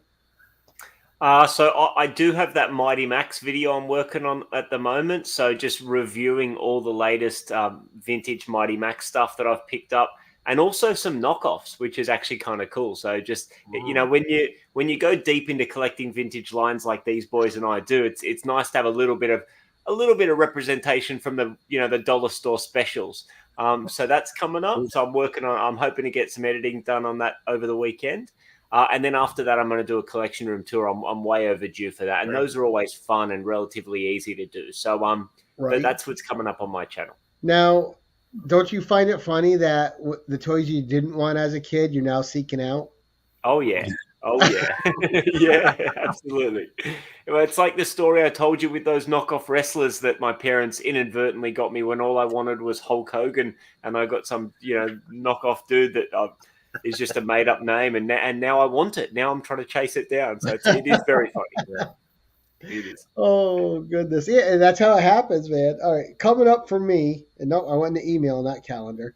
All right, so tomorrow morning at 7:30 a.m. Eastern, 4:30 a.m. MST, which is Stephanie's time, you can find us on Stephanie's channel at Madam Blaster, and we have Coffee and Cosplay, and tomorrow she's cosplaying as Wonder Woman. She does a fantastic Wonder Woman.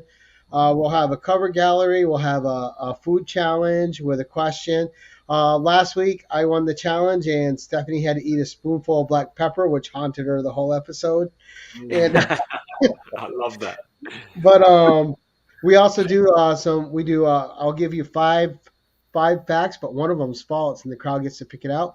Plus, we do a early bird trivia question, and we do at the end of the show trivia question. And whoever gets the trivia question right gets their name on a popsicle stick. And so you get 2 chances per episode. And at the end of the month, Stephanie draws the popsicle sticks. And whoever she draws, she does a custom hand-drawn portrait of them. Oh, very cool. Wow. That's some good. Yeah, I have and just to give you an idea, She's a sculptor, so mostly she sculpts. She has sculpts all over the place. But Yeah, wow. let's see. Some Wow. talent. This is, and of course, am I not gonna find it? Right. Thanks, I Bobby. had it right. Oh, there it is. I was gonna say I thought I had it right next to me. So I got surprised one day by getting this in the mail. Oh, wow. And she just sketched me from on YouTube. This is before we had actually talked and became friends. Yeah. But, so she's got a lot of skill, a lot of talent. Yeah. And thank you, Bobby. Also, Sunday, I am going. Well, I'll have a Savage Saturday comic review tomorrow as well.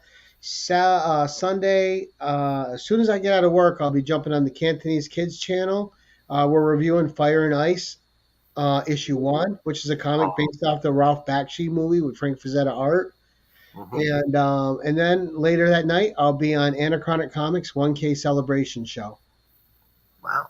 You're a busy man. Busy, Right. yeah. And then Monday, I plan on making no videos at all. and take it a day.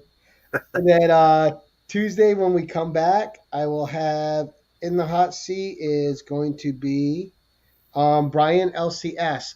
We'll have his not the hot seat. He'll have his 10-1-1. Yep. So we got that going on. So that's a lot. All right. So that was a wrap up. I want to thank everyone in the chat who turned out. We had a fun crowd talking. I was keeping track of them. I think you guys got some new subs tonight, made some new friends, and that's what this is about. Not only do I get to hang out with some cool people and have a fun evening, but I get to introduce you guys to people that may not have seen your channels before and get you guys some new people following what you do and enjoying your content. So thank you everyone in the chat, and for everyone who's watching on the replay, thank you very much. I want to thank all 3 of these gents for coming on tonight. I really appreciate you guys' time and the time you spent on my channel. You certainly don't have to come on my silly little channel, but I thank you that you did, and it's greatly appreciated. You're welcome. Thank Thank you, you, Gary. Thank you. Thank you, And Matt. as I like to end all these things, guys, keep it casual.